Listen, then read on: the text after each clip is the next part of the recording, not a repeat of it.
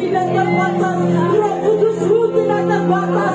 Roh Kudus-Mu bekerja dengan cara yang ajaib bagi setiap orang yang mengikuti firman Tuhan pada pagi hari ini. Bapa, kami yakin dengan iman bahwa kalau tadi kami datang dengan kesesakan, kami datang berbeban berat. Kalau pada waktu kami datang, Tuhan, kami membawa segala pergumulan, persoalan dan kesulitan hidup kami. Kami percaya dengan iman. Ketika kami mendengar firman Allah, iman kami diteguhkan. Ketika kami keluar dari tempat ini, Tuhan, ada satu suasana yang berbeda di dalam jiwa kami, di dalam roh kami, di dalam batin kami, yang Roh Kudus kerjakan. Tidak ada manusia yang boleh kerjakannya, hanya Roh Kudus yang ada di tengah-tengah pada pagi hari ini yang layak mengerjakan sampai selesai, sampai tuntas. Karena kami tahu ketika Roh Kudus turun, kami percaya Tuhan ada perubahan. Ketika Roh Kudus datang, Tuhan ada hal-hal yang Engkau kerjakan bagi kami. Itu sebabnya pada pagi hari ini kami tahu iblis, Engkau tidak pernah senang melihat persekutuan anak-anak iblis. Tapi dari tadi Tuhan, dari tadi setan iblis yang menyembah Allah kami. Dari tadi kuasa dan urapan Tuhan bekerja, sampai saat ini pun tetap bekerja. Itu sebabnya engkau iblis, engkau tidak punya pengaruh besar di tengah-tengah kami. Yang kami tahu Roh Kuduslah yang berpengaruh penuh di tempat ini. Di mana sudut umat Tuhan duduk, di kursi-kursi manapun mereka tempat duduk pada hari ini, ada kuasa, ada urapan dan Roh Kudus menuntun mereka mengerti, memahami kebenaran firman Allah. Karena firman-Mu mengajar, mendidik kami dalam kebenaran, dan sungguh jelas itu Tuhan dalam hidup kami sampai hari ini. Terima kasih Bapa di surga, kami mau supaya firman itu benar-benar kami rasakan, kecapi semua kebaikan, kemurahan, kebajikan Allah. Kami nikmati hari ini lewat firman Allah diberitakan, lewat kebaikan-kebaikan Tuhan diceritakan. Karena kami tahu pengalaman bersama dengan Bapa sampai di usia dini, kami dapat melihat betapa baiknya Tuhan. Dan Engkau berkata, kecaplah dan lihatlah betapa baiknya Tuhan dalam hidup orang-orang percaya. Dan pada pagi hari ini kami orang-orang yang gagah perkasa, karena Allah ada di dalam kami. Terpujilah Engkau, beri tepukan tangan bagi Yesus, beri kemuliaan bagi Raja kita. Terima kasih Tuhan, terima kasih yang lemah Tuhan, yang putus asa diberi pengharapan, yang sakit disembuhkan, yang lemah tubuh mereka dikuatkan. Kami percaya ada sel-sel baru yang Kau karuniakan kepada anak-anak Tuhan pada pagi hari ini. Ketika tubuh mereka lemah, ketika mereka tidak sehat, mari Bapa di surga, tuntun firman-Mu dari awal pertengahan sehingga firman Allah disampaikan pada pagi hari ini. Benar-benar anak-Mu Yesus ditinggikan di tengah-tengah kami. Terima kasih Bapa. Kami serahkan tempat dan masa ini ke dalam tangan Tuhan. Kami bersyukur atas kasih karunia, kami bersyukur atas anugerah menyatakan diri-Mu di tengah-tengah kami. Terima kasih Bapa.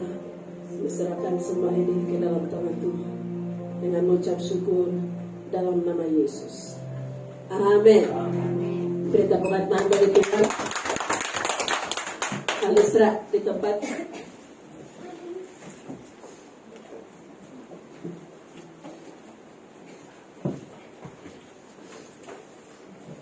Oke, salam semua. Pertama sekali kepada orang yang pertama kali datang beribadah bersama dengan kami pada pagi hari ini. Coba angkat tangan ibu atau saudara-saudara kekasih kami yang baru pertama kali datang hadir di tengah-tengah persekutuan Jemaat Church of God Asia City. Puji nama Tuhan. Karena kami percaya bahwa ketika kamu datang di tempat ini, tidak ada manusia yang menarik kamu, tapi ada tuntunan Roh Kudus yang membawa kita bersama di tempat ini. Amin. Haleluya. Puji Tuhan. Sebelum kita berbicara tentang firman Tuhan, saya sapa saudara dulu. Selamat menyongsong tahun baru 2024. Amin.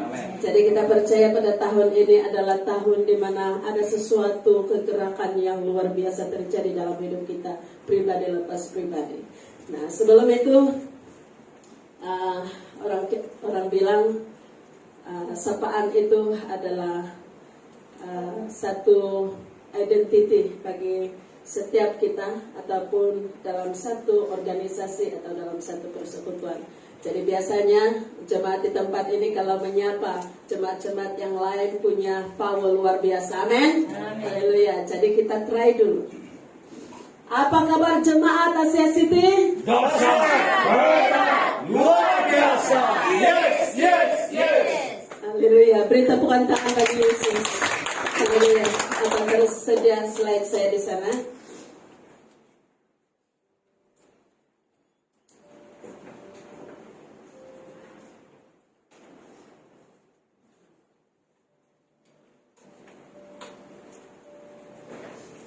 Saya kira tahun ini adalah tahun terakhir, hari terakhir, minggu terakhir saya di depan saudara. Dan saya percaya kalau saudara mengantuk boleh juga tidak mengantuk, ya luar biasa, puji Tuhan. Oke, jadi hari ini saya dipercayakan oleh Gembala untuk membawakan firman Tuhan. Sebenarnya dua, saya punya pilihan mau dan tidak mau. Tapi karena dia kata nanti malam saya online untuk memberi semangat kepada jemaat masuk tahun baru 2024. Jadi kita bagi dua, oke. Jadi jadilah kita punya persepakatan. Nah, pada pagi hari ini sebelum kita berbicara tentang firman Tuhan, kita lihat bahwa kita hari ini adalah hari terakhir kita menginjak tahun 2023. Dan mungkin sebelum kita masuk hari esok di tahun 2024, mungkin kita mulai berpikir banyak kenangan-kenangan di tahun 2023 yang tidak dapat terlupakan dalam hidup kita. Betul atau tidak? Betul. Saya sendiri katakan betul, karena alami, punya pengalaman. Oke, sebelum kita menginjak esok 1 hari bulan Januari tahun 2024, kita pasti berkata tahun 2023 ini tidak akan kembali lagi. Betul kan? Oke. Jadi ketika tahun 2023 ini tidak kembali lagi, karena kita akan masuk kepada tahun yang baru, ada begitu banyak peristiwa-peristiwa yang menjadi kenangan manis kita di tahun 2023 ataupun menjadi kenangan pahit kita di tahun 2023, bahkan penuh masalah dan masalah di tahun 2023. Namun kita percaya sebagai anak-anak Tuhan bahwa setiap hari di dalam hidup kita Yesus sudah memberi perjanjian kepada kita bahwa Dia adalah Allah Immanuel yang tidak pernah meninggalkan kita. Dia Allah beserta dengan kita. Dan sekalipun kita terjatuh, tergeletak, ataupun mungkin tersandung, kita percaya ketika kita bangkit, Dia menyatakan dirinya. Dia tetap Immanuel yang menyertai kita. Amin. Jadi kita percaya pada pagi hari ini bahwa siapa yang boleh berkata tahun 2023 tidak ada kenangan-kenangan di dalam hidup kita secara pribadi. Semua ada kenangan. Tapi yang menjadi pertanyaan kita, kenangan apakah di tahun 2023 yang menjadi catatan sejarah di dalam jiwa kita, yang membuat kita semakin kuat mengiringi Tuhan? Kita punya catatan tersendiri, dan juga saya punya catatan dan pengalaman tersendiri. Kenapa harus saya mengingat itu di tahun 2023? Karena itu akan memacu saya masuk di tahun 2024. Nah, kita tahu bahwa di tahun 2023 juga, ingat bahwa ada banyak kegagalan yang terjadi dalam hidup kita. Baik itu secara rohani, baik itu secara jasmani, kegagalan itu tetap ada di dalam setiap hidup manusia. Bukan manusia saja, tetapi yang percaya kepada Tuhan juga terlalu banyak keadaan yang menjadi masalah kita tahun 2023. Nah, saudara yang dikasih oleh Tuhan, kita mulai membuka mata. Kalau kita melewati 1 tahun itu, bahkan 365 hari kita berjalan bersama dengan Tuhan, apakah kita masih boleh mengatakan kepada Tuhan bahwa Dia tidak ada? Apakah kita berkata bahwa Yesus tidak pernah berjalan bersama dengan saya, menyertai setiap langkah hidup saya? Itu satu pertanyaan. Tetapi bagi anak-anak Tuhan yang cinta Tuhan, tidak ada namanya kata tanda tanya. Sebab kita tahu firman Allah bekerja dengan cara yang sempurna dalam setiap orang yang percaya dan beriman kepada Tuhan. Amin. Jadi kita yakin bahwa tahun 2023 sekalipun banyak kegagalan kita, masalah kita, kesulitan kita, bahkan kita menghadapi sakit penyakit yang mengerikan, tetapi ingat bahwa kita belajar tetap berkata Tuhan Yesus baik. Amin. Kita percaya itu ada di dalam iman anak-anak Tuhan, karena kita percaya bahwa kita memiliki Kristus dan Kristus memiliki kita. Nah, saudara, ketika kita masuk tahun 2024, kita mulai mungkin ada perasaan-perasaan sedih meninggalkan tahun 2023. Yang membuat kita sedih itu adalah karena kita punya kenangan manis, kita tidak mengingat masalah. Tapi kita punya pemikiran yang berbeda. Jadi kalau pemikiran saya berkata demikian, pemikiran jemaat-jemaat yang lain tidak sama dengan pemikiran saya. Nah, kalau di tahun 2023 ada sesuatu kejadian yang membuat saudara semakin cinta Tuhan, itu tandanya saudara punya pengalaman dengan Tuhan secara pribadi. Nah, ketika tahun 2024 ini datang esoknya, kita mulai bertanya-tanya, apa yang terjadi lagi di tahun 2024? Apalagi kita dengar berita hari-hari ini bahwa COVID lagi datang lagi, virus baru datang lagi. Mulai berkecamuk pikiran kita, apa yang terjadi dengan dunia, peperangan mulai terjadi di sana sini, dan kita percaya bahwa Alkitab tetap digenapi. Itu sebabnya kenapa Tuhan berkata berjaga-jagalah. Jadi ketika saudara dan saya selalu punya penjagaan, maksud saya berjaga-jaga setiap hari. Entah Yesus datang hari ini, hari esok, atau jam sebentar lagi, kita tidak perlu takut kita kemana. Karena kita selalu meyakini ketika kita berjaga-jaga bersama dengan Tuhan, kita percaya kita alamatnya masuk kemana. Oke, jadi dalam memasuki selamat datang tahun 2024, kita mulai punya pertanyaan.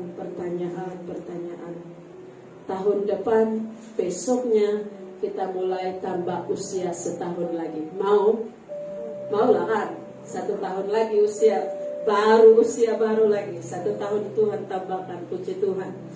Dan bukan saja usia ditambahkan, rambut putih pun ditambahkan. Jadi kalau rambut putihnya sudah bertambah-tambah, berarti semakin dewasa di dalam Tuhan. Amin. Jadi jangan ingat bahwa rambut putih itu membuat kita merasa diri, merasa Indonesia bilang merasa minder lah begitu. Jadi kita ingat bahwa ketika rambut putih tumbuh, puji Tuhan. Satu tumbuh, puji Tuhan. Jadi setiap hari tumbuh, gatal atau tidak gatal, puji Tuhan. Karena kita semakin melihat karya terbesar Kristus dalam hidup kita, yaitu lewat kebaikan-kebaikan Tuhan yang kita terima setiap hari. Nah, jemaat yang dikasih oleh Tuhan, tahun 2024, kita tadi saya berkata, satu pertanyaan besar bagi kita, apa yang terjadi selepas hari ini dan kita masuk di tahun yang baru. Semua mungkin berpikir, ada yang takut masuk tahun 2024, ada yang gembira masuk tahun 2024, ada yang mulai berpikir-pikir, apa yang saya lakukan di tahun 2024. Ada banyak mimpi-mimpi yang sedang kita buat di dalam Tuhan, bahwa kita mau supaya Tuhan berkenan atas mimpi-mimpi kita. Jadi saudara, mulailah bermimpi. tinggal hari ini kita di tahun 2023. Kita semua mau bermimpi hari ini, hari esok mulai target. Mimpi apa yang telah kita simpan di dalam hati, yang mulai kita kerjakan di dalam Tuhan. Jadi saudara, bukan saja saya bercakap tentang di dalam Tuhan. Di dalam seluruh aspek kehidupan kita mulai memikirkan bahwa apa yang saya lakukan di hari esok ini masuk menyusul tahun yang baru. Jadi kalau minta maaf Ibu Rosita, saya bagi contoh dulu hari ini karena aku datang. Oke, kalau contoh Ibu Rosita, minggu lalu kan dia sakit, dia kasih tahu saya sakit di kampung Ibu. Oke. Jadi itu ada alasan untuk tidak ibadah, betul kan?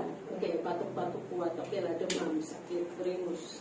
Oke, jadi kita doa sembuh sehat. Oke, minggu berikut dia datang mengucap syukur kepada Tuhan. Nah, itu satu komitmen dia untuk mencari Tuhan, itu luar biasa. Karena dalam apapun keadaan dia belajar untuk berkomitmen, bertanggung jawab di hadapan Tuhan. Oke, kalau kita berkata begini, tahun 2023 ada mimpi-mimpi saya yang tidak terkabul atau saya tidak peroleh. Nah, tahun 2024 ini saya punya target secara diam-diam. Target secara diam-diam, tidak sepakat dengan gembala, tidak sepakat dengan pelayan-pelayan, tapi dia sedang sepakat dengan Bapa di surga. Haleluya, puji Tuhan. Nah, hari ini ingat baik bahwa ketika kita sepakat dengan Bapa di surga, mau tidak mau Bapa di surga dia mulai melihat anaknya. Oh, ini Ibu Jugina. Tahun ini dia punya mimpi yang besar. Tahun lalu dia punya berkat yang besar sampai rumahnya siap. Tepuk tangan bagi Tuhan. Haleluya. Rumahnya selesai. Jadi kita sudah berdoa di rumahnya, memberkati rumahnya, dan kita percaya tahun ini ada jemaat yang menyusul membangun rumah sendiri. Amin. Haleluya. Jadi kita juga dikejutkan dengan berkat-berkat Tuhan di akhir bulan ini. Bapak John juga dapat kereta baru. Beri tepukan kepada Tuhan. Haleluya. Jadi semua berkat-berkat itu tidak perlu kita kejar. Ketika waktunya Tuhan datang, maka Tuhan akan berikan kepada kita. Hanya Tuhan mau kita sabar menanti janji-janji Tuhan.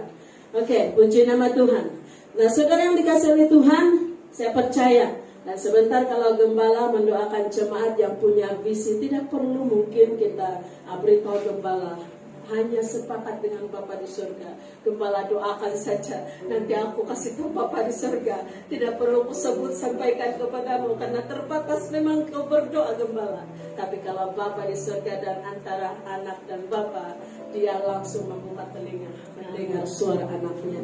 Oke, kita sign agreement. Kita punya komitmen bersama. Kalau ini permintaan anak, entah waktunya datang itu lambat, iya atau tidak, pasti keputusan Tuhan yang terbaik. Amin. Haleluya. Nah, puji nama Tuhan. Hari ini, saudara, 2023, kita lihat ada bayang-bayang. Sengaja saya slide gelap, Bapak Arbi. Ada bayang-bayang gelap. Tetapi ingat, ketika Yesus datang ke dalam dunia ini menjadi terang.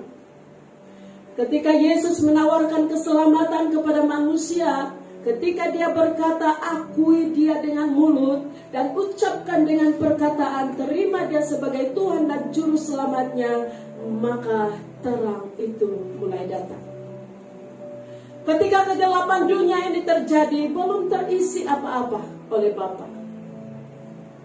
Kalaupun manusia waktu itu ada dan ramai sudah yang hidup di muka bumi ini, tapi bumi itu gelap, bagaimana mereka melakukan sesuatu kerja-kerja atau tugas-tugas mereka? Pasti mereka meraba-raba dan tidak ada tujuan hidup. Nah, kenapa Yesus lahir di dunia ini? Karena Yesus punya tugas dan tanggung jawab yang besar kepada anak-anaknya yang terima dia sebagai Tuhan dan Juru Selamatnya. Dia tidak tahan melihat anak-anaknya di bumi menjadi manusia yang tidak punya tujuan hidup. Itu sebabnya Yesus lahir ke dalam dunia ini, karena dia punya tanggung jawab yang besar sebagai Bapa kepada anak. Nah, jemaat yang dikasihi oleh Tuhan, ingat baik, tanpa kehadiran Kristus di dalam dunia ini, tanpa kehadiran Kristus kita sambut di dalam hati kita, di dalam hidup kita secara pribadi, maka penyelamatan itu tidak terjadi dalam hidup kita. Karena Yesus datanglah, karena Yesus lahirlah menjadi manusia, karena kita masih di suasana Natal hari ini. Kita menutup tahun yang baru, kita masuk tahun yang baru, kita masih menceritakan tentang Yesus itu adalah Tuhan dan Juru Selamat. Bagi setiap orang yang terbuka menerima dia sebagai Tuhan dan Juru Selamatnya.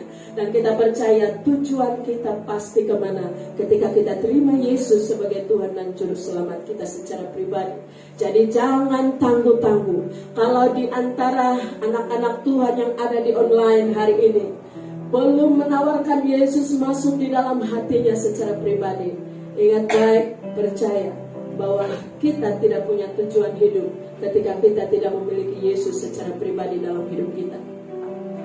Nah, hari ini karena kita masuk tahun 2024, ingat saudara bahwa semua manusia berkeluh kesah ketika waktu gelap terjadi dalam hidupnya.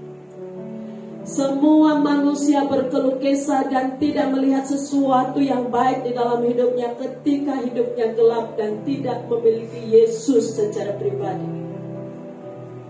Dan pada waktu kita meninggalkan tahun 2024 ini saudara, mungkin ada sikap-sikap kita atau ada keadaan hidup kita seperti di dalam gambar yang saya gambar ini, bahwa kita tidak melihat sesuatu yang baik lagi dalam hidup kita, sedangkan kita ini adalah anak-anak Tuhan. Kita masih mempertanyakan kebaikan Tuhan, sedangkan itu sudah kita kecapi dalam hidup kita.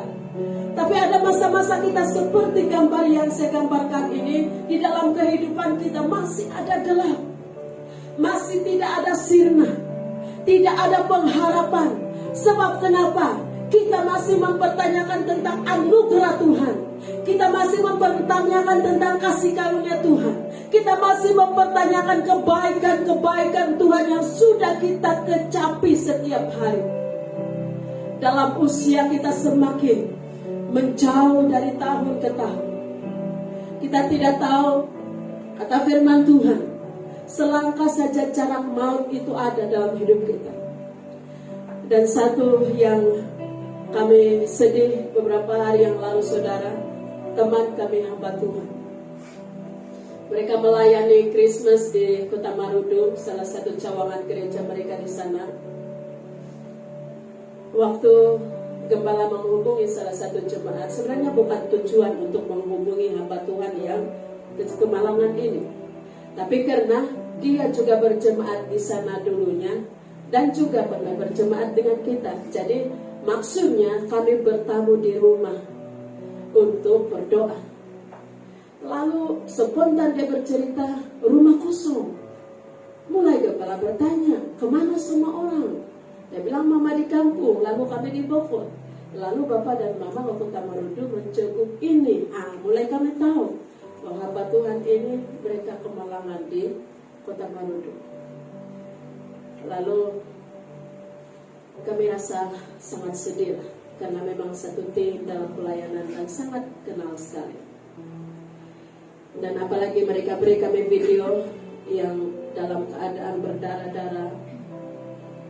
Saya sempat menangis karena lihat keadaan ibu gembala ini sangat teruk sekali.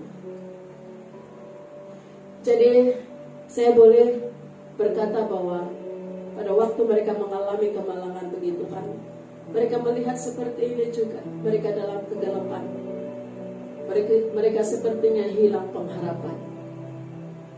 Tapi ketika mereka dihubungi, didoakan, diberi semangat, diberi pengharapan, diberi kekuatan, mereka mulai meresponi semua itu, dan mereka mulai mengalami damai sejahtera dan ketenangan. Dan tahu saudara, anaknya yang kecil 9 tahun, waktu kejadian kemalangan itu terjadi, anaknya meninggal di tempat itu juga karena sangat teruk, kendaraannya terantuk dengan lori 3 tan kelapa sawit. Jadi dalam masa yang sama, di tahun-tahun, setiap tahun kita mengalami sesuatu yang mengerikan. Tapi bukankah satu anugerah bagi jemaat Church of God Asia City tidak pernah mengalami sedemikian rupa? Tuntunan Allah dalam hidup kita bersama-sama luar biasa. Sekalipun ada kemalangan, tapi kita tetap mengalami sesuatu yang diberkati Tuhan. Saya maksudkan di sini, Ibu Elizabeth sendiri, waktu dia bertanya tentang Ibu Gembala, dia kasih tahu Gembala, dia bilang, tahukah dek, saya pun eksiden. Terkejut lagi kami. Jadi lalu kami terus langsung, kenapa kakak tidak kasih tahu? Langsung malamnya kami pergi ke Tamparule, cukup dia.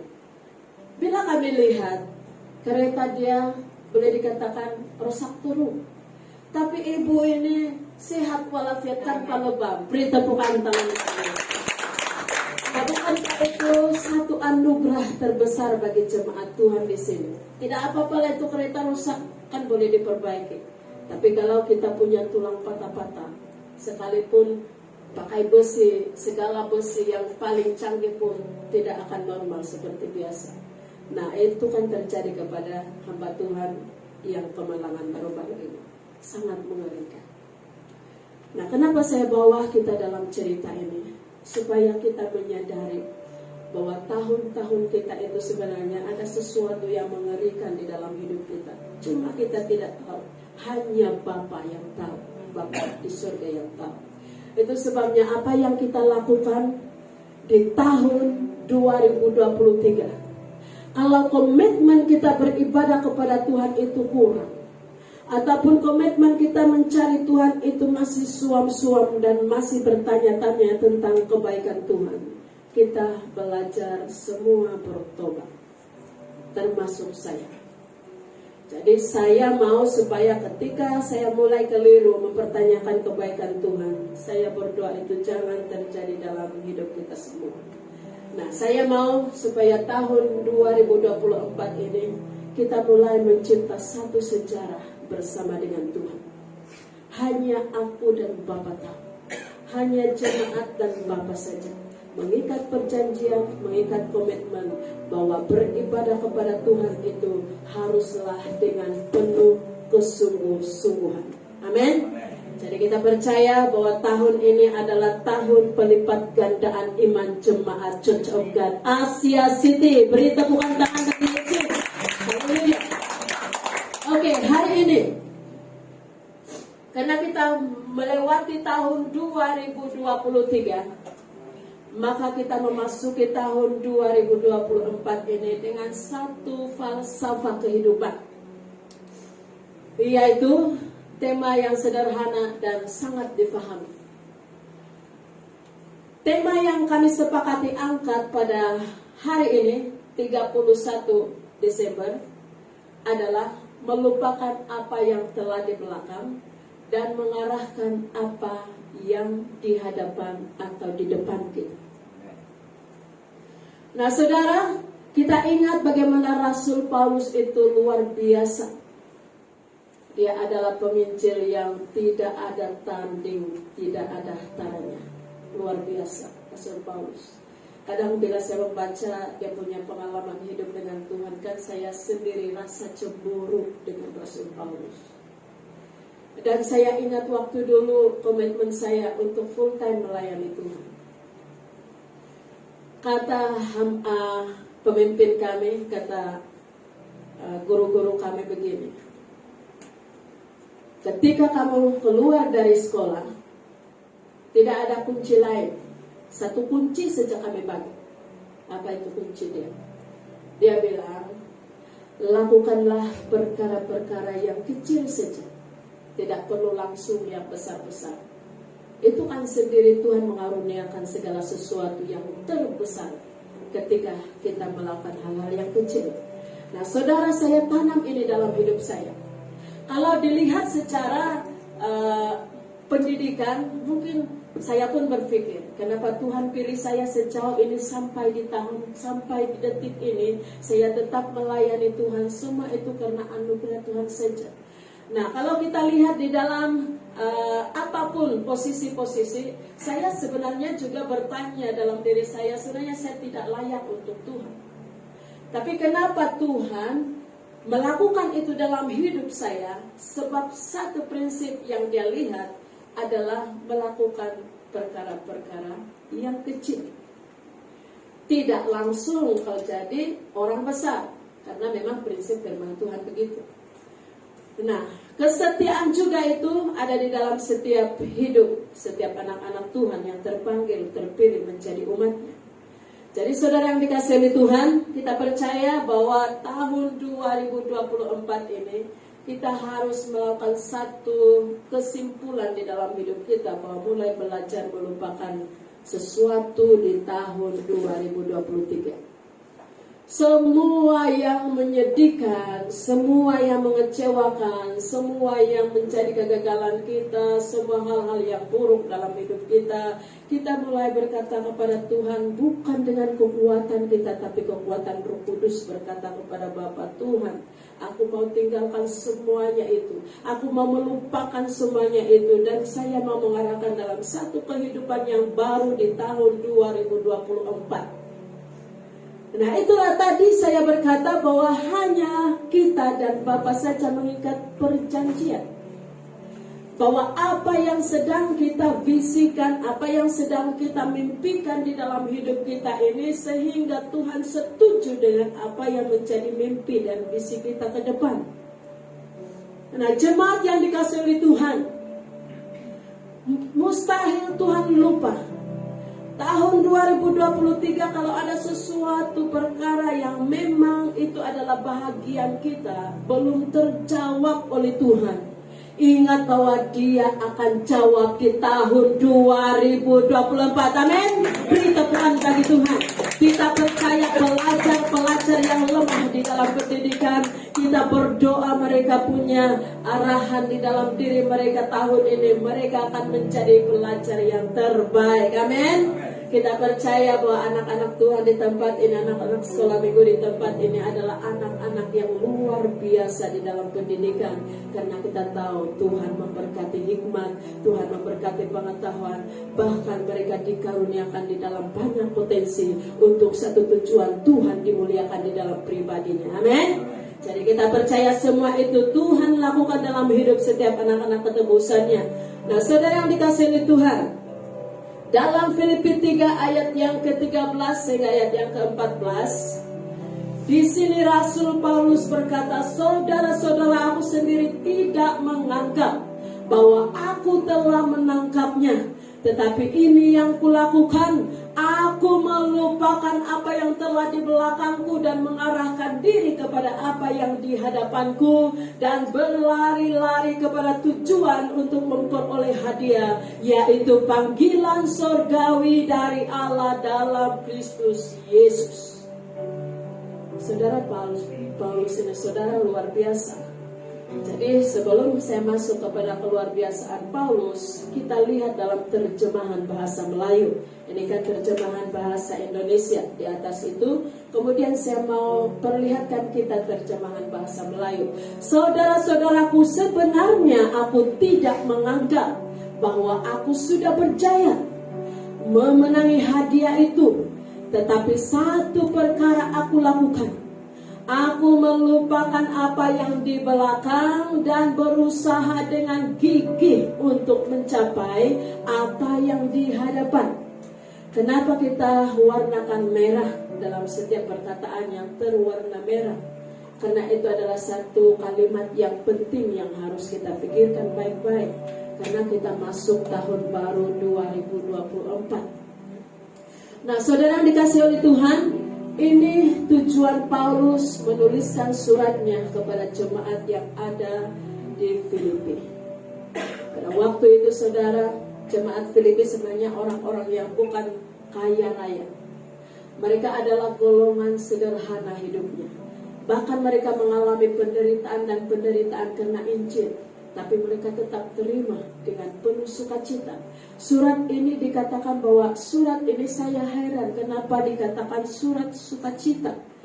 Saya baca-baca ini bukan surat sukacita Tuhan, tapi bila saya lihat bahwa apa yang membuat mereka bersukacita di dalam jemaat Filipi saudara, karena jiwa-jiwa bertambah-tambah mencari Tuhan. Sukacita yang tidak terkatakan Rasul Paulus, 1 jiwa, 99 malaikat di surga berpesta pora, bertepuk tangan, memuji-muji Allah. Nah itu sebabnya, walaupun mereka dalam penderitaan, mereka di dalam aniaya dan ketidaksanggupan menghadapi keadaan, serangan-serangan terjadi di kota itu, tetapi mereka tetap bersukacita melayani Tuhan karena mereka punya tujuan hidup.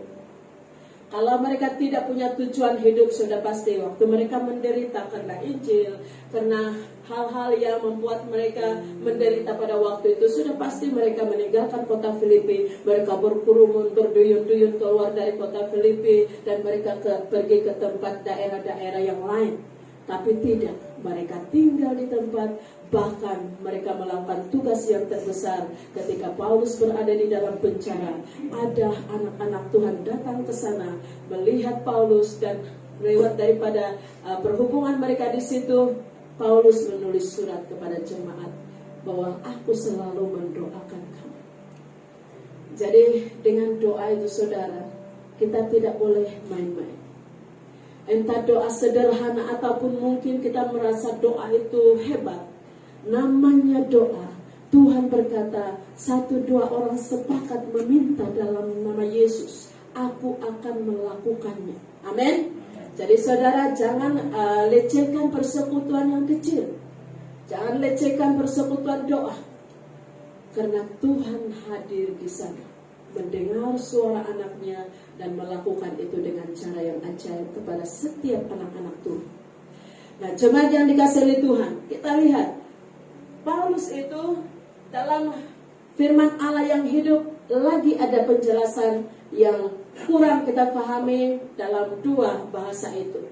Dia berkata, saudara-saudara yang belum lagi menjadi seperti yang diharapkan. Kita kan semua ini saudara-saudara atau kita-kita ini belum seperti yang diharapkan Tuhan. Tidak pernah sempurna pun melakukan setiap kehendak Tuhan. Tetapi saya mencurahkan segenap tenaga. Berarti dia punya kekuatan yang sungguh-sungguh, ada kemahuan yang sungguh-sungguh, berkomitmen dengan sungguh-sungguh bahwa satu perkara ini dia berkata, melupakan yang di belakang dan mengharapkan yang akan datang, yang dia katakan dia usahakan itu terjadi dan dia terima, yaitu mahkota kehidupan. Menerima pahala. Menerima pahala itu adalah mahkota kehidupan. Itu tujuan kita berlari, kata Paulus. Nah, dengan tidak segan jemaat ini semakin berkobar-kobar menginjil. Mereka memperkatakan firman Tuhan, mereka memperkatakan tentang Yesus. Terima Yesus menjadi Tuhan dan Juru Selamat. Terima Yesus karena ini adalah satu tujuan hidup satu-satunya untuk memperoleh hadiah kelak. Nah, saudara yang dikasihi oleh Tuhan, saya katakan Paulus itu mau melupakan apa saja dalam hidupnya.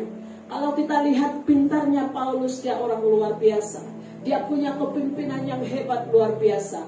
Apa yang dilupakan Paulus dalam hidupnya adalah kebanggaan. Dia adalah orang yang ternama. Kalau dalam hal-hal komunikasi dia paling hebat untuk berkomunikasi. Dan dia dalam hal-hal yang dibanggakan oleh orang-orang yang ada di kota Filipi, dialah yang nomor 1. Nah, kita lihat apa yang dilupakan Paulus dalam dirinya, kebanggaan, kedudukan, pengaruhnya. Dan kita lihat status rohani yang sangat fanatik itu. Dan kita lihat seterusnya, dia selalu membela kedaulatan hukum Taurat pada waktu itu.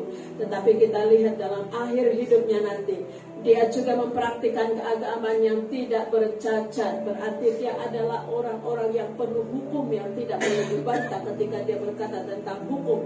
Nah, kita lihat dia punya praktik keagamaan yang luar biasa. Dan dalam Filipi 3 ayat yang ke-6, ayat yang ke-7. Coba saya minta Bapak Hari tampilkan ayat ini, karena saya tidak tulis setiap ayat-ayat di sana. Nah, kita lihat bahwa Paulus ketika dia mengenal Kristus secara pribadinya, dia mulai belajar menutup segala perkara-perkara dunia ini dalam hidupnya. Dia belajar, dia berusaha, dia ada kegigihan, kata dalam bahasa Melayu. Dia ada kesungguhan.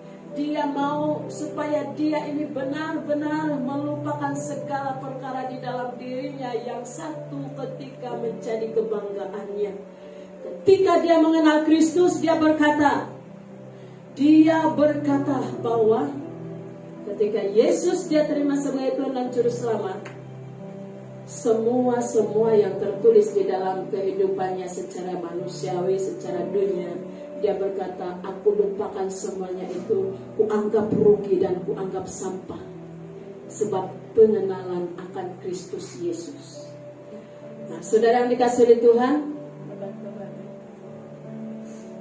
Filipi 3 ayat yang ke-6 sehingga ayat yang ke-7, kita lihat di sini Paulus melupakan hal-hal lahiriannya, dan dia berkata tentang kegiatan aku penganiaya jemaat, tentang kebenaran dalam mentaati hukum Taurat aku tidak bercacat. Berarti dia ini pintar hukum.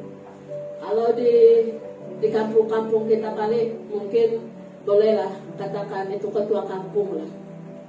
Kalau di kampung Ibu Rosita kali ketua kampungnya juga pintar-pintar. Sekarang jadi ketua kampung di setiap kampung dia harus pandai berbahasa Inggris. Iya, syarat kerajaan sekarang ketua kampung pengurus CCKK harus pandai berbahasa Inggris. Jadi kena kalah lah orang-orang bandar nih. Oke, seterusnya 7 8 6. Oke, terus 7. Tetapi yang dahulu merupakan keuntungan bagiku, sekarang kuanggap rugi karena Kristus. Jadi itu merupakan satu kerugian yang dia nikmati. Sementara itu dia tahu bahwa itu sementara, tidak akan kekal. Tapi yang dia kenal dan dia warisi di dalam Kristus Yesus itu adalah sesuatu yang kekal, tidak hanya sementara. Jadi dia menganggap semua kerugian itu ada pada kesementaraan jabatan, kesementaraan dia menjadi orang hebat di dalam perkumpulan-perkumpulan tertentu. Nah, seterusnya kita akan melihat slide. Kita akan melihat seterusnya di dalam slide berikut.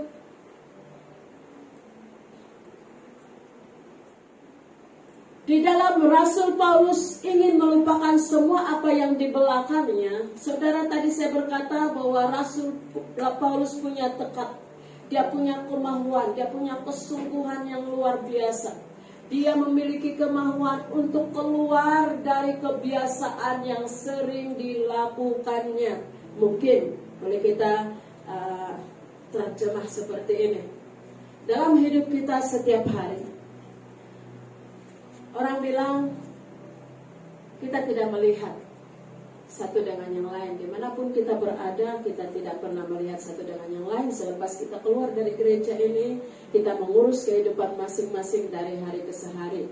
Dan ingat saudara, bahwa di dalam kehidupan kita ini ada sesuatu yang boleh dikatakan bahwa kebiasaan-kebiasaan yang kita lakukan selalu bertentangan dengan kehendak Tuhan. Entah saudara punya pengalaman atau tidak, tapi saya punya pengalaman. Jadi setiap hari itu saudara tidaklah mulus-mulus kita. Dilihat Tuhan bersih, karena ada saja cacatnya. Itu sebabnya kenapa Yesus datang ke dunia. Karena Dia mau melenyapkan semua cacat-cacat di dalam hidup kita. Dia memberi anugerah terbesar kepada kita.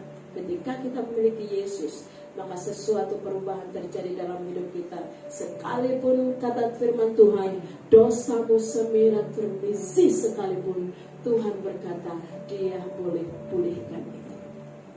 Jadi puji Tuhan, kita percaya bahwa setiap hari kita menjalani kehidupan kita, kita harus belajar meyakini diri bahwa ada Tuhan. Saya punya pengalaman begini. Waktu berjalan-berjalan, ada satu niat hati yang buruk. Dengan niat hati yang buruk itu, saudara,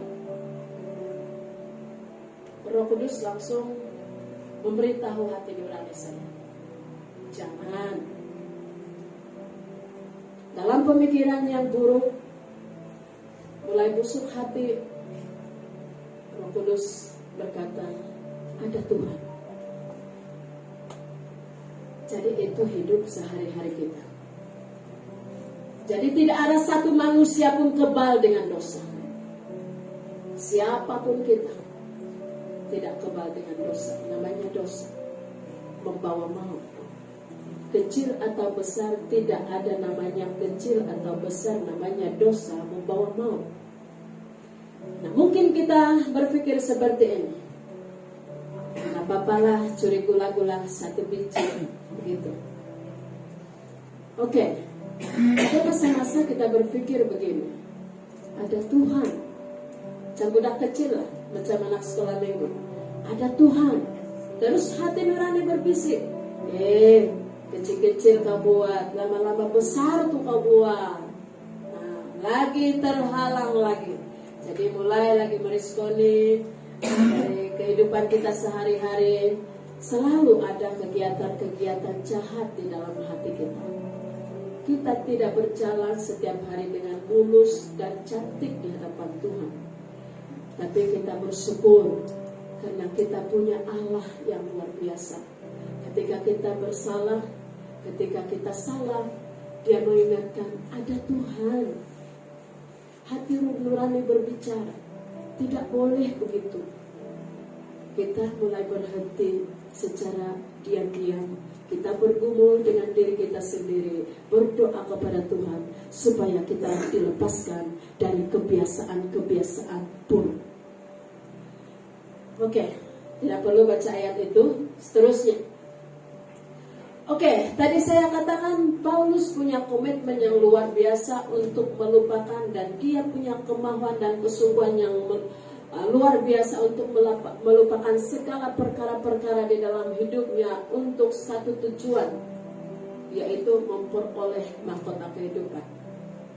Nah, saya katakan di sini tujuan dari melupakan. Apa sebenarnya tujuan Paulus melupakan semua perkara-perkara yang ada di dalam hidupnya? Sedangkan dia ini adalah orang yang boleh dikatakan dipandang punya pengaruh besar. Semua orang pun, orang bilang bahasa di sini, dia tabik. Begini semua, beri hormat kepada Rasul Paulus. Tapi ketika dia mengenal Kristus, dia melupakan dengan satu usaha gigih yang luar biasa. Dia punya komitmen berjalan bersama dengan Tuhan. Dia tahu ada aniaya. Dia tahu akan terima penjara. Dia tahu dia akan dihukum. Tetapi kenapa dia lakukan satu tugas ini, yaitu tetap melayani Tuhan. Dan di dalam satu posisi yang lain, kira-kira kenapa Paulus punya tujuan melupakan masa lalunya? Kita kan masuk tahun 2024 ini. Jadi ada satu keadaan hidup kita yang kita pertanyakan selalu, saya tidak mampu lupakan.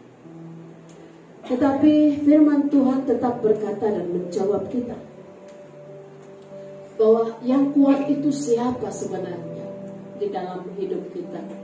Yang kuat itu roh ataupun daging kita? Kebiasaannya kalau kita tidak setuju dengan perkara-perkara rohani, yang kuat melakukan tugas di dalam hidup kita itu adalah daging manusia kita. Dia memerintah roh, bukan roh yang memerintah daging. Tapi daging yang lebih berkuasa dalam hidup kita, sehingga apa yang kita tidak setujui terjadi, maka terjadilah. Roh berduka cita. Dia tidak mampu melawan kedagingan kita, karena kita tidak tunduk kepada kehendak dan firman Tuhan. Tujuan Paulus dari melupakan semua keadaan-keadaan hidupnya, karena dia punya fokus kepada apa yang di depan, apa yang di hadapan ini, apa yang di depan ini. Nah, tahun 2024 kita mulai belajar mengubur semua peristiwa-peristiwa yang pahit dalam hidup kita. Semua kegagalan yang telah kita lalui di tahun 2023. Dan punya komitmen yang besar dan meletakkan seluruh kehidupan kita kepada satu ini, yaitu Tuhan Yesus Kristus. Fokus kita hidup tidak hanya fokus kepada apa yang kita makan, apa yang kita minum, tetapi fokus kita di dalam kehidupan ini, saudara, adalah seperti yang Rasul Paulus katakan, fokus kepada apa yang di depan. Apa yang di depan? Paulus berkata, aku berlari-lari, aku mengejarnya. Apa itu? Pahala. Apa itu? Mahkota yang disediakan Allah di kekekalan itu. Tidak sementara, tetapi itu kekal, abadi bersama dengan Kristus pada waktu kita bersama dengan Bapa duduk di kerajaannya. Bahkan kita anak-anak yang dikaruniakan Tuhan memerintah bersama dengan Bapa pada waktu Dia datang kedua kalinya. Jadi saudara, kalau kita terangkat pada kedatangan Tuhan Yesus yang pertama, maka kita akan memerintah bersama dengan Bapa. Tapi jika kita tidak terangkat, itu satu pertanyaan besar.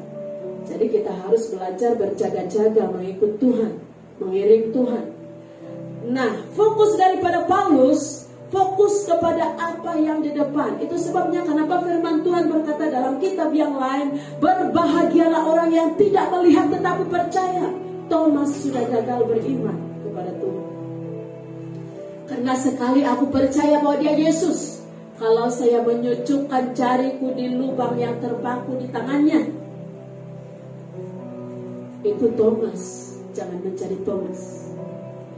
Jadi Tuhan berkata bahwa berbahagialah.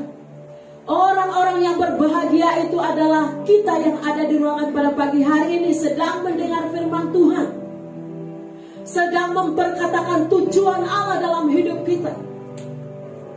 Tujuan Allah dalam hidup kita supaya kita ini jangan gagal memperoleh mahkota kehidupan.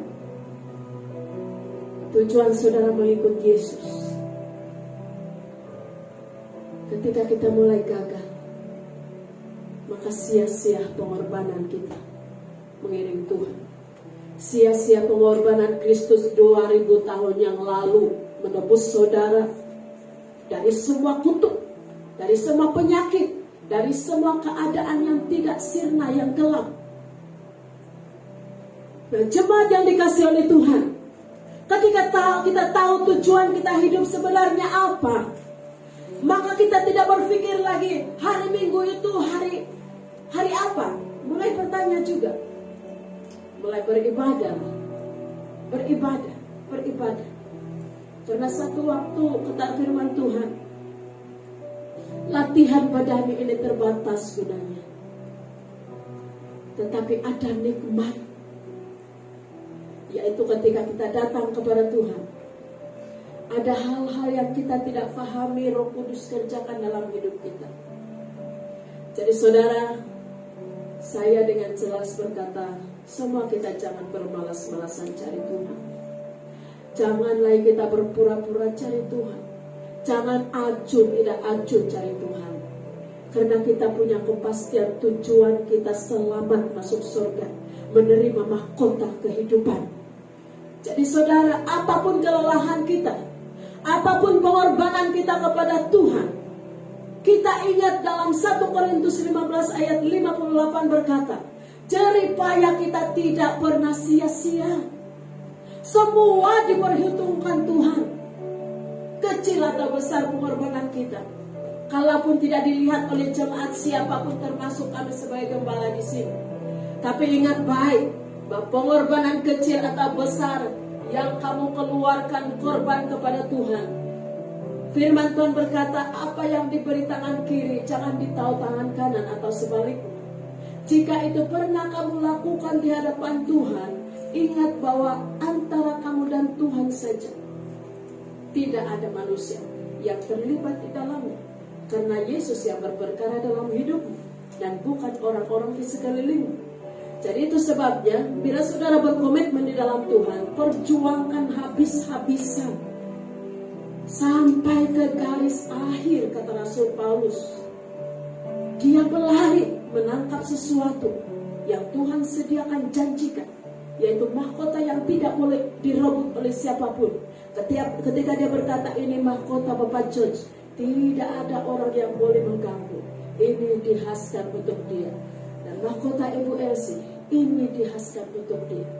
Jadi saudara dan jemaat sekalian semua, ingat baik bahwa kita Tuhan punya target tersendiri dalam hidup kita.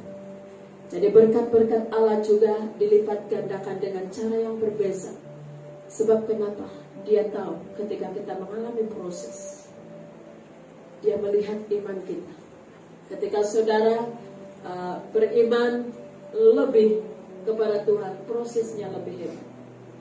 Jadi ingat, namun satu perkara yang harus kita ingat di sini, bahwa tujuan kita satu-satunya adalah memperoleh segala perkara yang kekal di dalam Kristus Yesus.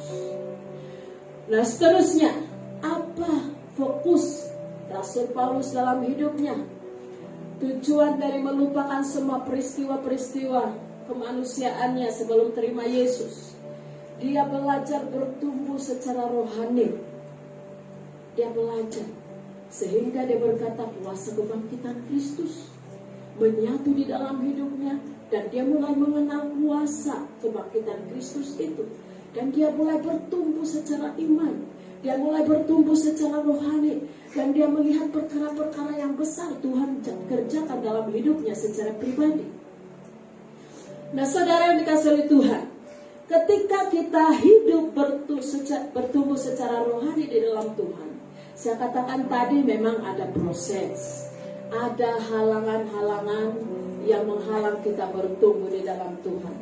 Cuma kadang banyak kesilapan kita mengatur hidup kita di hadapan Tuhan. Karena kadang-kadang kita berjalan ke kiri sedangkan Tuhan ke kanan. Kadang Tuhan ke kiri, kita berjalan ke kanan. Jadi kita tersesatlah sekejap. Oke. Jadi kita lihat bahwa ketika kita bertumbuh secara rohani, banyak peristiwa-peristiwa yang terjadi dalam hidup kita. Namun dengan peristiwa itulah yang semakin mendewasakan kita untuk melihat karya terbesar Tuhan dalam kehidupan kita. Nah seterusnya kita lihat Paulus meninggalkan semua kehidupan lamanya yang penuh dengan dosa dan kenajisan. Setiap hari saya katakan tiada yang mulus ikut Tuhan tanpa dosa dan kenajisan. Karena pikiran saja melihat sesuatu sudah najis. Sudah terdetik dosa di dalam hati juga itu sudah najis di hadapan Tuhan. Itu namanya dosa. Jadi bila kita sempurna sebenarnya tidak akan pernah memperoleh kesempurnaan secara kekuatan manusia kita.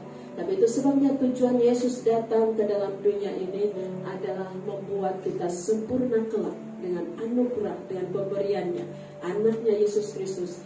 Maka yang kita tidak mampu, di dalam semua kelemahan kita, dikatakan firman Tuhan, kuasa Tuhan bekerja di dalam kelemahan kita. Nah seterusnya, dalam bahagian B, untuk memperoleh hadiah panggilan surgawi ini tujuan Paulus melupakan semua kegiatan hidupnya, semua yang najis, semua yang namanya dosa, semua hal-hal yang membuat Allah tidak boleh bergaul dengan dia, maka dia mengambil satu keputusan. Dia fokus untuk memperoleh hadiah panggilan surgawi, yaitu keselamatan dari Allah dalam Kristus Yesus. Jadi saudara jangan ragu. Saudara sudah puluhan tahun menerima Yesus. Kalau kita masih mempertanyakan dengan keselamatan itu, bagus rujuk kepada gembala balik kalau masih ragu-ragu. Oke? Ini terus terang ini. Karena saya juga punya pengalaman. Jadi saya tidak boleh bercakap ini kalau bukan pengalaman. Karena saya punya pengalaman. Sebelum sampai detik ini saya ada, saya pernah bertanya tentang keselamatan. Jadi kita tidak perlu bilang malu. Kita harus belajar terbuka kepada Tuhan. Saya pernah tanyain. Jadi ketika saya mempertanyakan ini, mulai firman itu masuk. Mulai firman itu ya masuk. Dia memberi kemampuan, kekuatan untuk mengerti firman. Dan di situ saya diteguhkan iman. Dan saya mulai berkobar-kobar. Tanpa syarat saya tahu bahwa Yesus mengasihi saya sungguh sempurna. Nah, saudara yang dikasihi oleh Tuhan, inilah tujuan Paulus melupakan semua keadaan hidup dan peristiwa-peristiwa yang ada dalam hidupnya yang bertentangan dengan kehendak Allah. Dia berkata panggilan surgawi, yaitu keselamatan di dalam Kristus Yesus itu harus yang tujuan penuh dalam hidupnya. Saudara, kita tahu bahwa mengerjakan keselamatan itu perlu pengorbanan. Saya katakan tadi, beribadah jangan biasa-biasa. Ada mungkin semua worship leader, ada masa-masa saya sendiri. Kadang kami bertukar-tukar pikiran dengan worship leader. Tadi lemah saya memimpin pujian, ya itu sudah biasa. Tapi di sini bukan memuji mereka, tetapi dari awal saya mengangkat mereka menjadi worship leader, dan saya menuntun dengan iman, percaya bahwa mereka punya kemampuan yang lebih daripada yang pada awalnya saya mempercayakan mereka pelayanan. Dan saya lihat buah-buah itu terjadi dalam hidup mereka. Nah, saya percaya itu karena mereka semua punya pengorbanan. Mereka berkorban, mungkin mereka punya doa puasa tersendiri. Mereka punya komitmen yang tersendiri yang saya tidak pernah tahu. Tapi saya tahu ketika mereka melayani dan mereka, saya boleh rasakan bahwa mereka meningkat di dalam hal-hal tertentu. Nah, saudara yang dikasihi oleh Tuhan, mengerjakan keselamatan itu tidak dilakukan sehari dua hari. Sampai kita dipanggil Tuhan di bumi ini, tetap melakukan itu. Berkorban di dalam mengerjakan keselamatan kita. Orang bilang kasih karunia kan sudah selesai.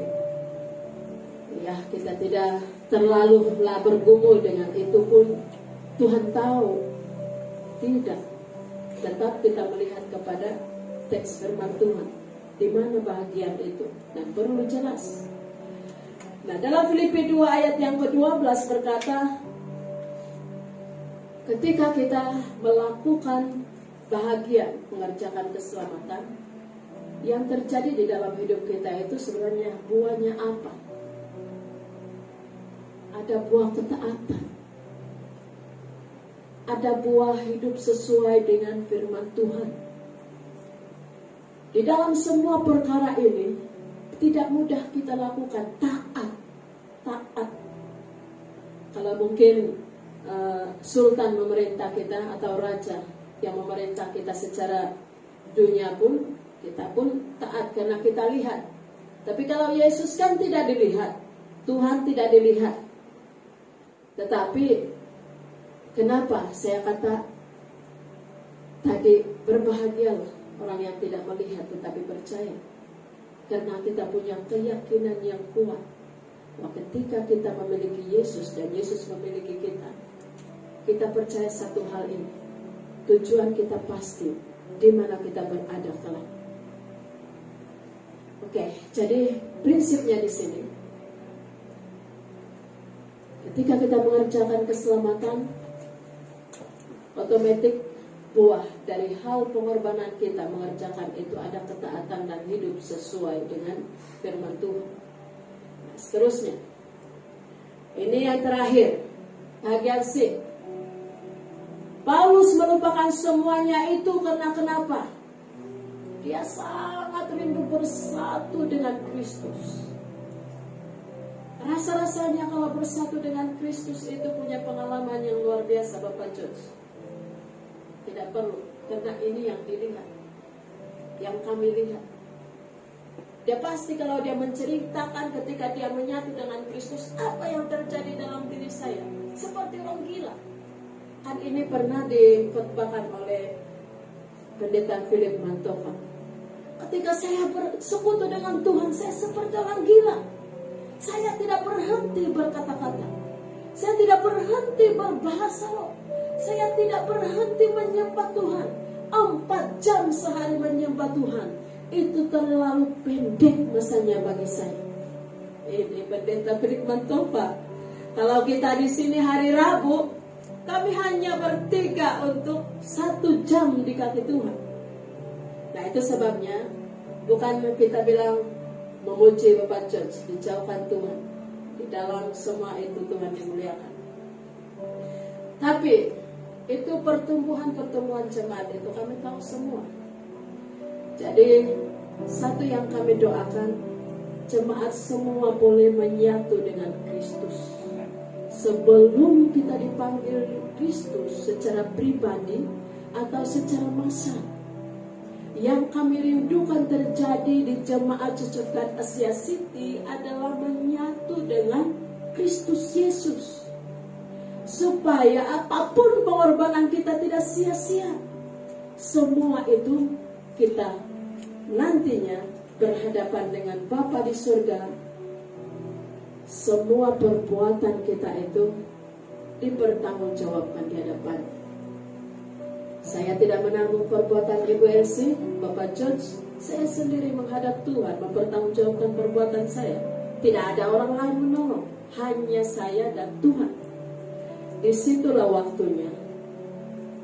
Hari ini saya berkata dalam diri saya dan kepada semua jemaat yang ada, mari di tahun 2024, mari kita belajar menyatu dengan Kristus.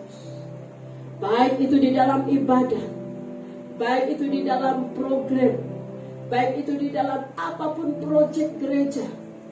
Entah kita 2-3 orang sepakat, tapi ketika lebih dari itu, maka Tuhan bekerja dengan caranya lewat kesepakatan kita, lewat penyatuan kita di dalam semua aktiviti itu. Saya suka dengan jemaat di sini. Ada masa-masa kami berpikir mungkin bersungut-sungut, tapi saya lihat jemaat di sini, biarpun hidupnya sederhana, kita tidak punya pekerjaan yang lebih baik dan punya gaji yang lebih besar. Tapi apa yang kami lihat di sini bahwa kamu punya komitmen secara pribadi dengan Tuhan itu luar biasa. Jadi kami kagum dengan jemaat Church of God Asia City. Beri tepukan bagi jemaat Asia City. Haleluya. Kita percaya bahwa tidak berakhir di tahun 2023, tapi dia akan berlanjutan di tahun 2024. Beri tepukan tangan lagi untuk tahun 2024. Jadi saudara yang dikasih oleh Tuhan, jerih payah kita semua tidak ada yang sia-sia. Jadi kita percayakan hidup kita kepada Tuhan. Satu masa kita akan bersatu bersama di dalam tubuh kemuliaan Kristus Yesus. Hidup bersatu sehati dan sejiwa, saling mengasihi dan saling berbelas kasihan. Dan kita percaya dalam Filipi 2, ini kerja rumah jemaat kalau boleh. Filipi 2 ayat 1 sehingga ayat yang ke-11. Kita lihat di sini bagaimana jemaat yang ada di Filipi itu menyatu satu dengan yang lain, sehingga ada banyak hal yang mereka lakukan dengan luar biasa lewat penyatuan itu.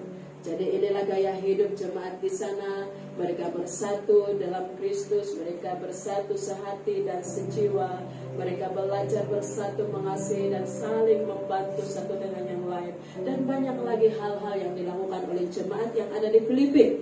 Nah, saudara yang dikasihi oleh Tuhan, saya akan beri kesimpulan di sini bahwa marilah tinggalkan apa yang di belakang dan mengarahkan hidup kita kepada apa yang di depan. Waktu tidak mungkin mundur ke belakang. Tidak akan mungkin kalau kita masuk di tahun 2024, masuk lagi di tahun 2023. Itu tidak mungkin. Kita tetap harus maju untuk mencapai satu tujuan yang sudah ditetapkan Allah atas hidup kita. Jadi puji Tuhan, kita percaya kita semua punya komitmen yang baru di hadapan Tuhan di tahun 2024. Puji Tuhan, kita bersyukur karena kita masuk di tahun yang baru dengan sesuatu yang baru bersama dengan Tuhan. Apa yang kita rindukan di dalam tahun 2024? Bagi saya secara pribadi, kerinduan yang terbesar yang saya mau Tuhan jangan cabut dalam hidup saya adalah kehausan dan kelaparan akan Tuhan. Selalu ada dalam hidup saya. Sehingga sekalipun saya mungkin terpesong sedikit dari kebenaran firman Allah, tapi jangan Tuhan ambil kehausan dan kelaparan itu ada di dalam hidup saya. Karena jika itu tidak ada lagi dalam hidup saya, maka hidup saya tidak punya tujuan yang pasti. Seperti kata Paulus, dia punya fokus ke depan, dia punya tujuan, yaitu memperoleh mahkota atau pahala nantinya. Oke, puji Tuhan. Sampai di sini. Jemaat Tuhan, Tuhan memberkati. Selamat masuk tahun baru 2024. Mari saya ajak kita tunduk kepala. Mari semua tim worship. Mari jemaat, saya ajak kita bangkit berdiri karena sudah lama duduk. Mari kita bangkit berdiri. Jadi selepas ini gembala akan berdoa untuk jemaat. Penyertaan Tuhan.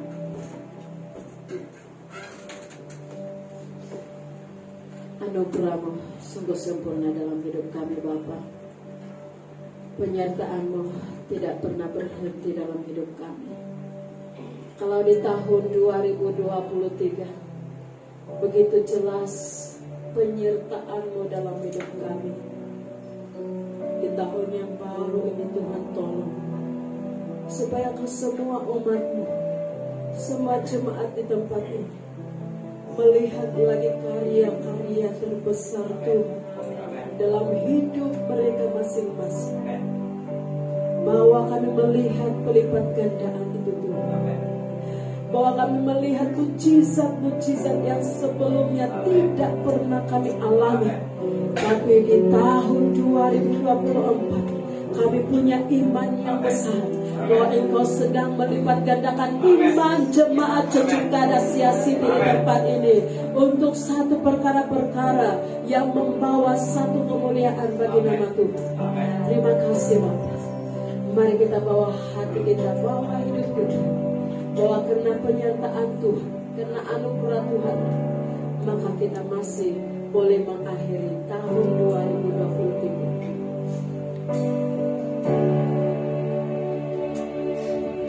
Yeah.